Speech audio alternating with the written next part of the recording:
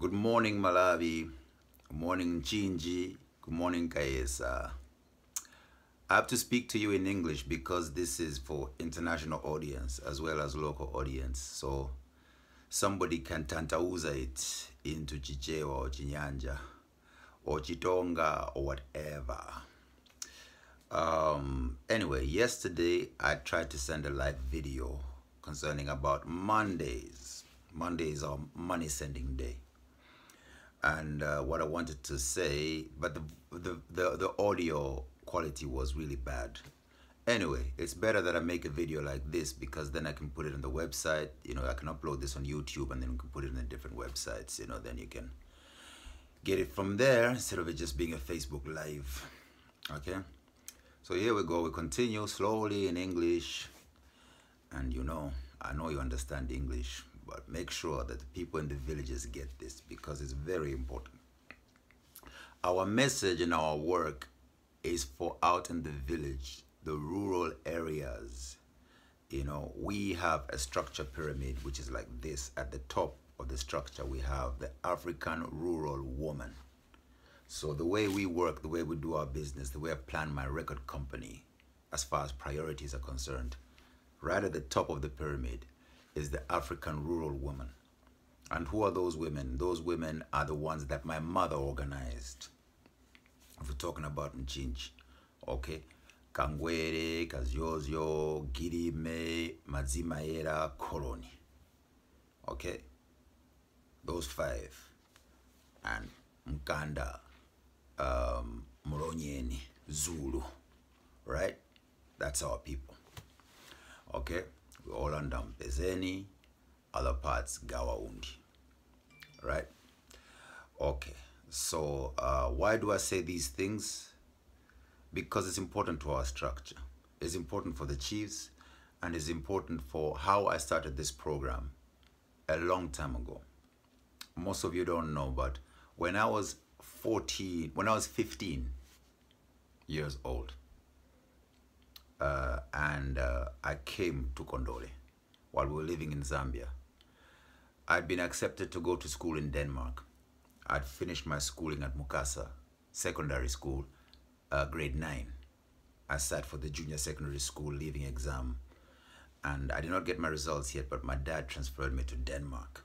Okay, so at Mukasa we were contemplating becoming a priest. You can imagine. In my mind I was saying, no.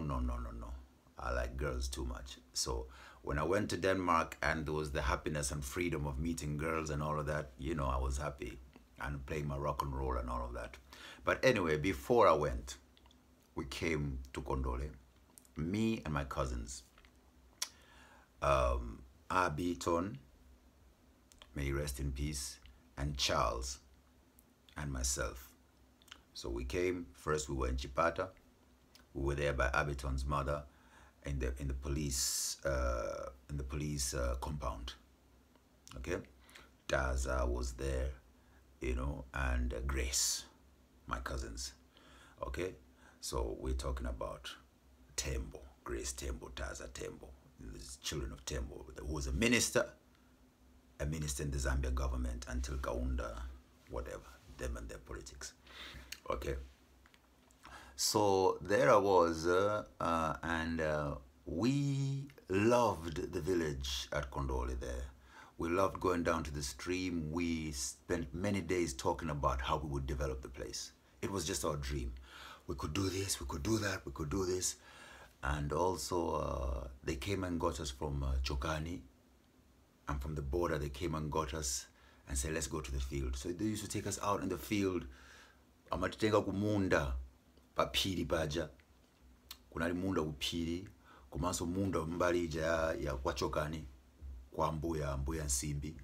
All those areas we used to go there and we used to farm because mama said, no, I know you're going to Denmark, but you must get the culture.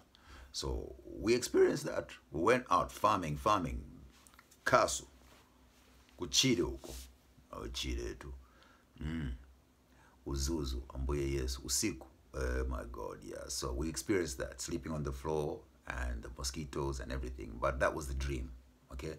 So that was the first time we had a vision for what we wanted to do. there in Ginge. Okay. Then of course I went to Denmark, and when I came to Denmark, I went through what I went through. It led to me being aware of being black, racism. Of course, there was the girls and the freedom, and the music. And then from the music, we got into the blues and Elvis Presley and all of that. And then it became a reality because, you know, we had good facilities for music. And by the time I was 17, I started hearing Bob Marley, like listening careful to Bob Marley. We used to hear Bob Marley all the time in Zambia, in Kenya. I used to hear him all the time, but it was not my thing. You know, it was like, okay, so, you know, this guy with the long hair and whatever, you know. But by the time I came to Europe, his lyrics started making sense to me and for myself. And so I became Rasta. So one, two, different things happening, you know. Then by the time we reached 2001, after I started my activities in London, after being through so many courses and stages, going to London, and long story. So we are jumping now from 1985, from 85 to 2001 now. When I come to Malawi this time, I'm even skipping the one where for multi-party democracy, 1993 and all of that. I'm skipping that part. It's not relevant to what I want to say to you today.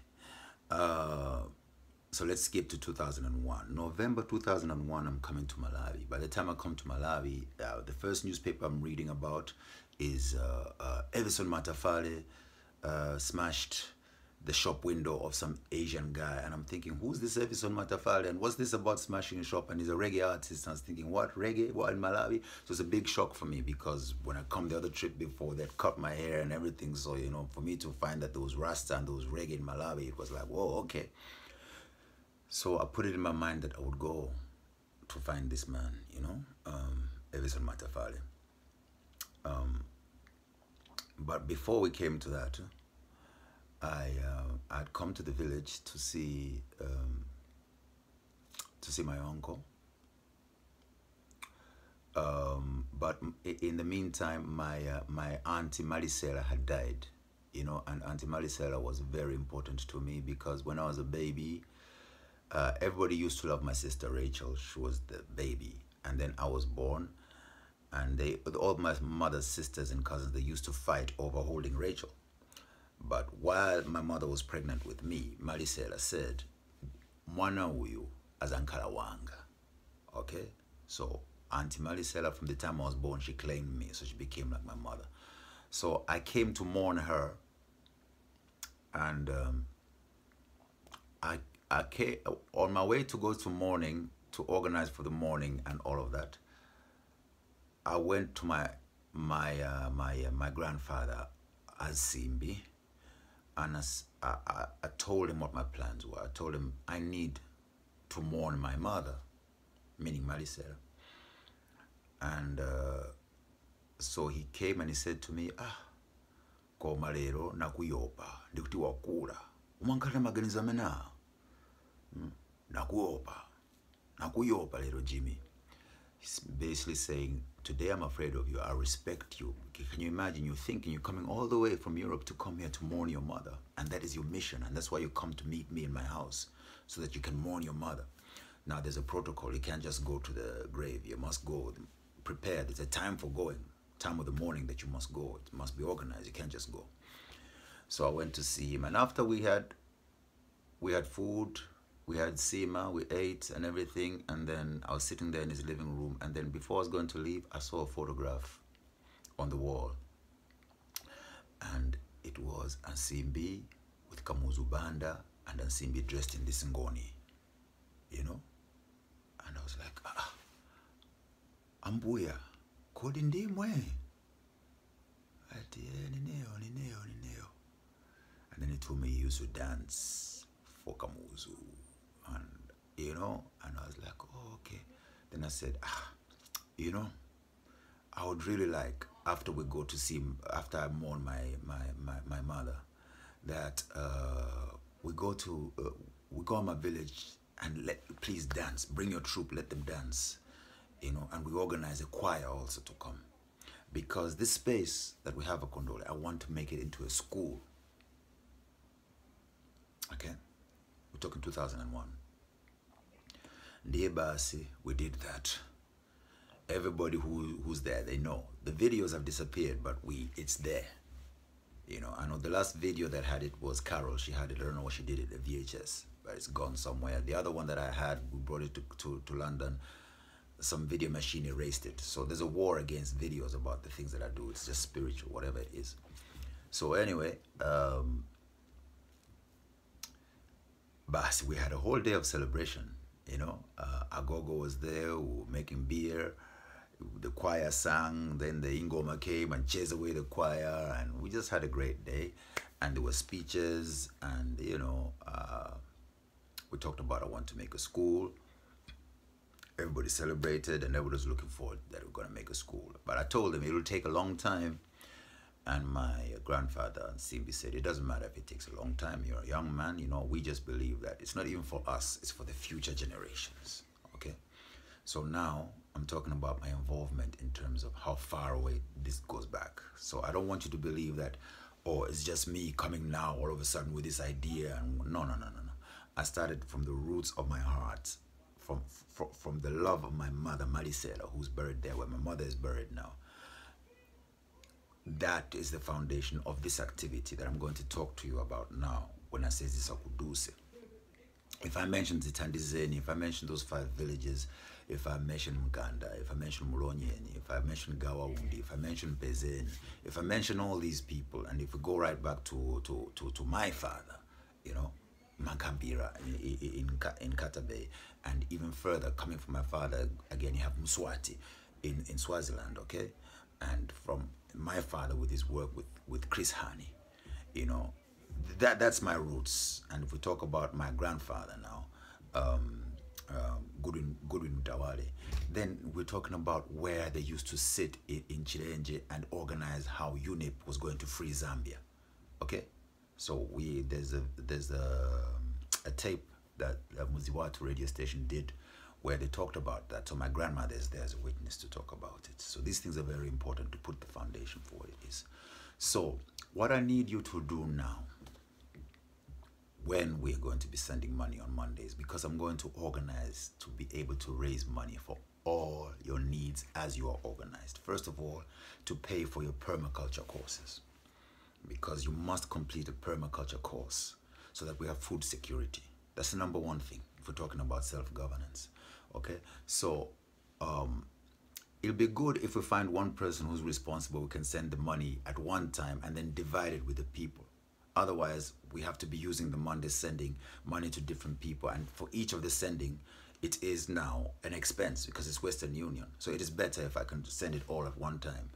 It's better for me because I have to organize with my daughter. Until I organize my passport, I don't have an ID to do it, so I usually do it with my daughter, okay?